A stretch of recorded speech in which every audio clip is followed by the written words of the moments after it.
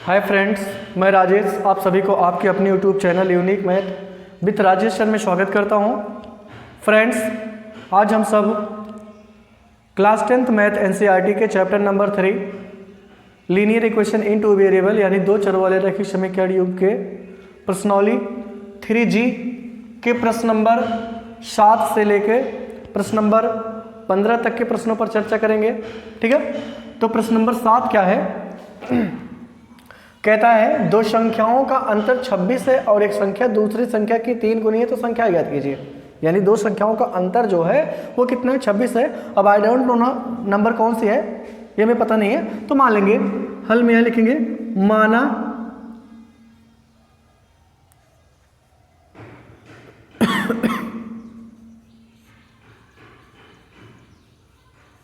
माना पहली संख्या कितना मानेंगे? बराबर x तथा दूसरी संख्या कितना मान ले? बराबर y। ओके, दोनों संख्या में पता नहीं था तो हमने मान लिया एक को x और दूसरी को y मान लिया। अब यहां लिखेंगे प्रथम शर्तानुसार, प्रथम शर्तानुसार कहता है दोनों का अंतर में यानी पहली और दूसरी का जो अंतर है वो है 26। तो ये अंतर का मतलब घटाओ, तो पहली फिर माइनस लगाई फिर दूसरी संख्या y बराबर कितना? 26। ये समीकरण नंबर हो गया 2। ठीक है, अब द्वितीय शर्तानुसार क्या कहता है? द्वितीय शर्तानुसार कहता है एक संख्या मतलब पहली संख्या, जो पहली संख्या है वो क्या है? दूसरी की 3 गुनी है। जो दूसरी वाली है उसके 3 गुने के बराबर है। तो दूसरा कौन है? y के 3 गुना हो जाएगा 3y। ये समीकरण नंबर हो जाएगा। अब यहाँ देखो समीकरण 2 बन गया है और यहाँ प्रतिस्थापन विधि से हम सॉल्व कर सकते हैं। x का मान डायरेक्टली मिला है तो लिख देंगे x का मान समीकरण 1 में रख देंगे। कैसे लिखोगे समीकरण 1 से कितने से? समीकरण 2 से किसका मान? x का मान कहाँ रखने पर? समीकरण किसमें? 1 में रखने पर। समीकरण 1 में रखने पर। अब समीकरण 1 क्या है? x माइनस वाई बराबर 26। ठीक है, समीकरण 2 से आपने x का मान रखना है कहाँ? समीकरण 1 में रखना है। समीकरण 1 क्या है? x माइनस वाई बराबर 26। तो x का मान आप रख दिए 3y। तो 3y माइनस वाई बराबर कितना? 26। तो 3y में से 1y निकल जाएगा तो 2y बराबर कितना? 26। तो 1y बराबर 26 बटे कितना? 2 और 1y बराबर आ गया 13। यानी y का मान कितना आ गया? 13 आ गया। अब यही y का मान कहाँ रखोगे? समीकरण 2 में रख दो। अब लिखना y का मान कहाँ रखने पर? y का मान समीकरण 2 में रखने पर। समीकरण 2 क्या है? x बराबर 3y। तो यहाँ से 3 गुणे 13 यानी 39। x का मान कितना आ गया? 39। तो पहली संख्या आपने क्या मान रखा है? पहली संख्या यहाँ लिख देना, पहली संख्या x, तो ये 39 आ गया। और दूसरी आपने क्या मान रखा था? दूसरी संख्या आपने मान रखा था y और y का मान कितना आ गया? 13। यानी पहली संख्या हो गई 39 और दूसरी संख्या कितनी हो गई? 13। और अगर आप अपना आंसर चेक करना चाहते हैं तो दोनों का अंतर कर लीजिए, 26 मिल जाएगा। ठीक है ना, समझ में? तो ये आपका फ्रेंड्स प्रश्न नंबर 7 का सोल्यूशन था। आशा करता हूँ आपको समझ में आया होगा। चलते फ्रेंड्स प्रश्न नंबर 8 पे है। कहता है किसी बच्चे को अपने घर से पिकनिक स्थल पैदल जाने में 6 घंटे का समय लगता है। ठीक है, कोई एक बच्चा है जो अपने घर से कहाँ जाता है? पिकनिक स्थल जाता है। और अगर वो अपने घर से पिकनिक स्थल पैदल जाता है तो कितने घंटे का समय लगता है? 6 घंटे में। ठीक है, क्वेश्चन को आप अपने दैनिक जीवन से रिलेट करने का प्रयास करिए। ठीक है, तो ये 6 घंटे लगता है घर से पैदल जाने में पिकनिक तक। और कहता है किंतु वह साइकिल से उसी दूरी को 2 घंटे में तय करता है। लेकिन अगर वो घर से साइकिल से जाए पिकनिक स्थल तक तो वो कितना समय लेता है? केवल 2 घंटे का समय लेता है। तो पूछ रहा है यदि साइकिल की औसत चाल जो है पैदल की औसत चाल से क्या है? 7 किलोमीटर प्रति घंटा अधिक है, तो उसकी पैदल की चाल और साइकिल की चाल ज्ञात कीजिए। तो मान लेंगे जो आपसे लास्ट में पूछा जाता है उसी को मान लिया करते हैं। माना उसकी पैदल की चाल कितना मान लिया? x किलोमीटर प्रति घंटा और साइकिल की चाल हमने मान लिया y किलोमीटर प्रति घंटा। ठीक है, साइकिल की चाल। ओके, तो ये हो गया। अब लिखेंगे कि x किलोमीटर प्रति घंटा की चाल से किसको? x किलोमीटर प्रति घंटा की चाल से पैदल जाने में किसमें? पैदल जाने में घर से पिकनिक स्थल तक तय की गई दूरी। मतलब अगर पैदल जाएगा तो घर से पिकनिक स्थल वो तक कितनी दूरी कवर करेगा? तो दूरी बराबर क्या होता है? चाल गुणे समय। क्या होता है? दूरी बराबर चाल गुणे समय होता है कि नहीं? दूरी बराबर चाल गुणे समय। चाल कितना मान रखा? x, और समय कितना लगा? 6, यानी 6x km का डिस्टेंस वो कवर करेगी। कब? जब वो पैदल जाता है तब। अब आगे लिखेंगे y किलोमीटर प्रति घंटा की चाल से साइकिल से या साइकिल द्वारा घर से पिकनिक स्थल तक तय की गई दूरी, स्थल तक तय की गई दूरी बराबर फिर क्या होगा? चाल गुणे समय। चाल गुणे समय, तो चाल कितना था उसका? y था, और समय कितना लगा? 2, यानी 2y जाएगा। ठीक है ना? तो इसको हम कहेंगे, अब यहाँ लिखेंगे साइकिल, पैदल की जो दूरी है, पैदल तय की गई दूरी बराबर क्या होगा? साइकिल से तय की गई दूरी। साइकिल से तय की गई दूरी, दोनों स्थितियों में दूरी में कोई चेंजमेंट नहीं होगा। तय की गई भाई, अगर आप घर से कहीं आप जा रहे हो, कोई एक पर्टिकुलर स्थान है, वहाँ अगर आप जाओगे तो चाहे आप जिस साधन का प्रयोग करें, दूरी वही है। अगर 5 किलोमीटर है आपके घर से उस स्थान की दूरी, तो 5 ही किलोमीटर रहेगी। चाहे आप पैदल जाओ, चाहे साइकिल से चाहे जाओ, चाहे बस से जाओ, चाहे ट्रेन से जाओ, या किसी भी साधन का आप प्रयोग करेंगे, तो आपके घर से उस स्थान के बीच की दूरी में कोई चेंजमेंट नहीं होगा ना। तो ये पैदल की दूरी कितनी है? 6x, ठीक है, बराबर ये इसकी दूरी कितनी थे? 2y, यानी ये कटेगा तो कितना जगह? y बराबर आएगा 3x। ठीक है, समीकरण नंबर इसको 1 मान लें। ठीक है, समीकरण 1 बन गया। अब द्वितीय शर्त अनुसार में क्या कहता है? द्वितीय शर्त अनुसार कहता है कि यदि साइकिल की औसत चाल कितनी मान रखा? y। साइकिल की जो औसत चाल है वो पैदल से 7 ज़्यादा है, तो पैदल की चाल कितनी थी? x, और उससे भी ज़्यादा है 7 ना। तो समीकरण 1 और आप 2 देख रहे होंगे, समीकरण 1 और 2 का जो बायां पक्ष है वो समान है, तो आप लिखेंगे समीकरण 1 तथा समीकरण 2 से।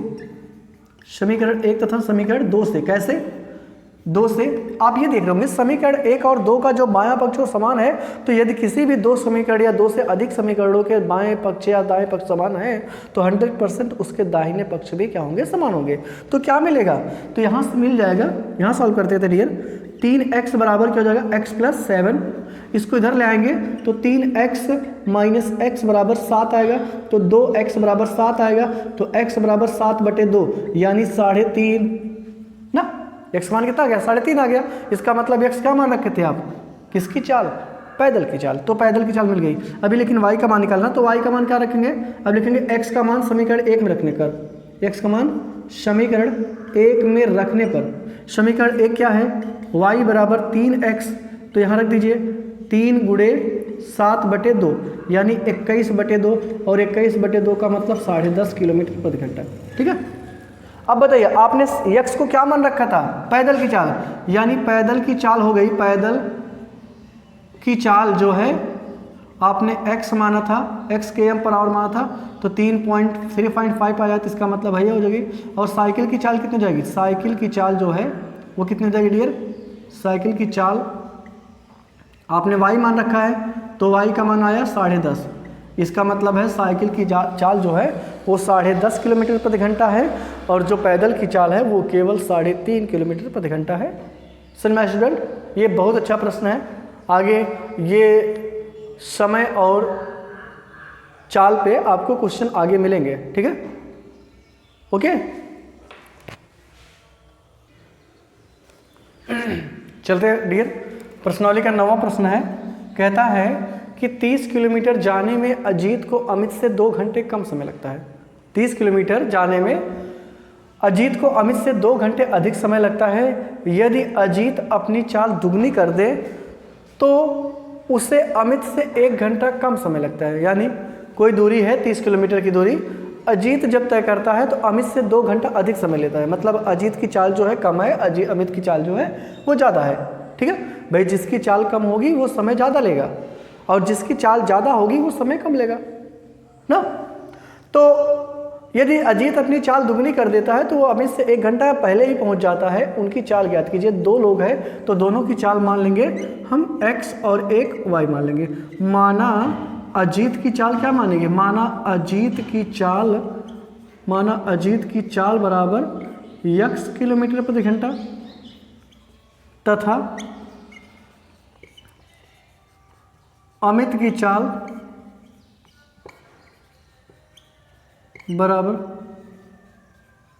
y किलोमीटर प्रति घंटा। ठीक है, हमने मान लिया दोनों की चाल माना, अजीत की चाल जो है x किलोमीटर प्रति घंटा है और अमित की चाल जो है y किलोमीटर प्रति घंटा है। अब कहता है, अब यहाँ लिखेंगे कि 30 किलोमीटर की दूरी x किलोमीटर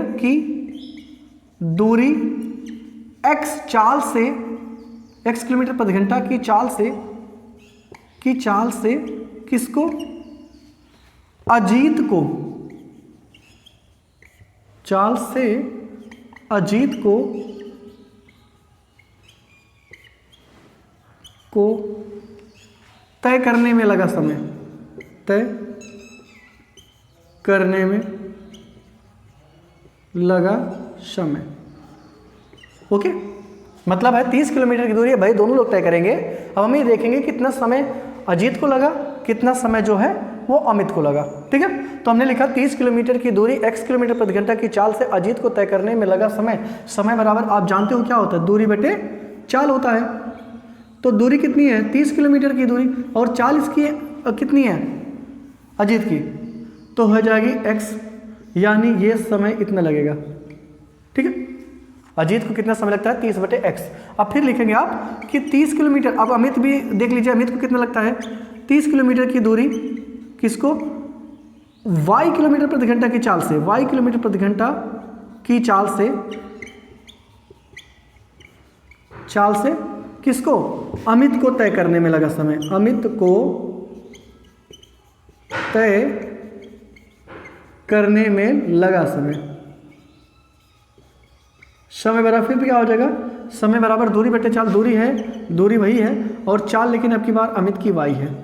ठीक है, तो आप लिख दीजिए पहले चाल बराबर दूरी बटे चाल, दूरी है 30 किलोमीटर और चाल उसकी है, इसका मतलब है इतना समय लगेगा किसको, अमित को।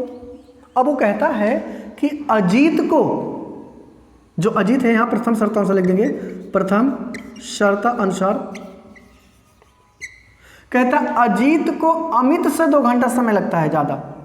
अजीत की समय कितना है, अजीत समय है, अजीत को अमित वाले समय से 2 घंटा ज़्यादा लगता है। तो अमित का समय कितना है, ये इसको इधर ले आएंगे तो जगह 30 बटे x माइनस 30 बटे y बराबर कितना 2, ये समीकरण हो जाएगा a। ठीक है, अब फिर लिखेंगे, अब इसके बाद यहाँ तक हो गया। यदि कहता है यदि अजीत अपनी चाल दुगनी कर दे, तो भाई दुगनी करेगा तो यह चाल भाई अजीत वाले दुगनी हो जाएगा। अब यहाँ लिखेंगे द्वितीय शर्तानुसार क्या होगा कि 1 घंटा कम समय लगता है, कब, जब वो अपनी चाल दुगनी कर देता है। तो यहां से क्या करेंगे कि लिखेंगे फिर 30 किलोमीटर ऐसे लिख दीजिएगा कि 30 किलोमीटर की दूरी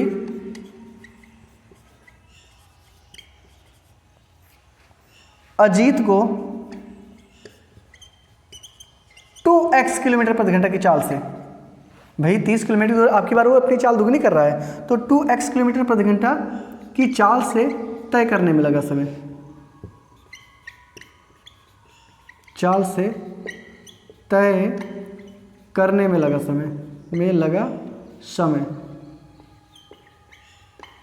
समय बराबर क्या हो जाएगा, दूरी बटे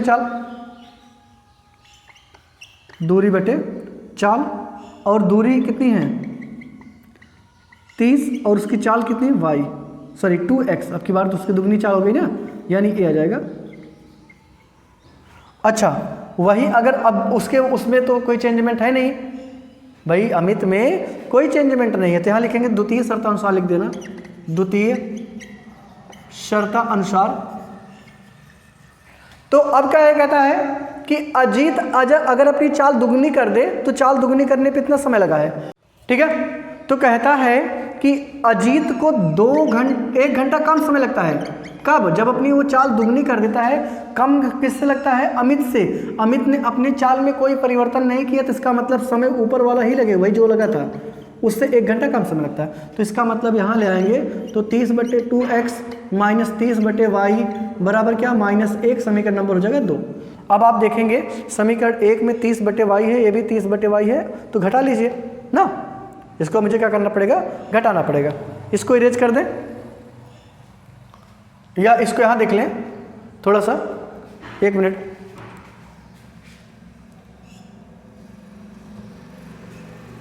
ठीक है, यहां से क्या कर दें कि अब समीकरण 1 में से समीकरण 2 घटाने पर, समीकरण 1 में से समीकरण 2 को घटाने पर, समीकरण 1 क्या है? समीकरण 1 था 30/x माइनस 30/y बराबर कितना? 2। और ये क्या है? 30/2x माइनस 30/y बराबर ये -1 था। अब घटा रहे हैं तो इसका मतलब है चिन्ह बदल जाएगा, माइनस ये प्लस हो जाएगा, ये प्लस हो जाएगा, ये तो कट गया। ये क्या होगा? ये इसको काट देंगे तो ये हो जाएगा 15/x ना। तो 30 में से 15 घट जाएगा तो कितना हो जाएगा? 15/x हो जाएगा। नेक्स्ट में फिर से देखिए, अगर इसको हम काट देते कितना जाएगा? 15 हो जाएगा ना। तो ये दोनों का हर समान हो गया तो घटेगा, तो 15/x और ये बराबर कितना हो जाएगा? 3। यानी x का मान कितना हो जाएगा? x/3 बराबर कितना हो जाएगा? x, तो ये 5, यानी x क्या हो गया? इसका मतलब है अजीत की चाल जो है वो 5 किलोमीटर प्रति घंटा है। अब लिखेंगे x का मान कहाँ रखने पर? x का मान समीकरण 1 में रखने पर, मान समीकरण 1 में रखने पर। समीकरण 1 क्या था कि 30/x माइनस 30/y बराबर कितना? 2 था। तो x का मान रख दीजिए 5, तो 30/5 माइनस 30/y बराबर 2, ये हो जाएगा 6 माइनस 30/y बराबर 2। तो यहाँ से इसको लेंगे 6 माइनस 2 बराबर 30/y, यानी 4 बराबर 30/y। तो यहाँ से y का मान निकालेंगे तो हो जाएगा 30/4, यानी 15/2। 15/2 का मतलब 7.5 घंटा। ठीक है, 7.5 घंटा। तो जो अमित की चाल है वो कितनी हो जाएगी? 5 किलोमीटर प्रति घंटा, और जो अमित की चाल है वो कितना है? वो है 7.5 किलोमीटर प्रति घंटा। समझ में आया ना भाई? तो ये हो जाएगा, क्या लिख दीजिएगा कि अजीत की चाल, यहाँ जो पूछ रहा था, अजीत की चाल बराबर 5 किलोमीटर प्रति घंटा और अमित की चाल जो है वो 7.5 किलोमीटर प्रति घंटा,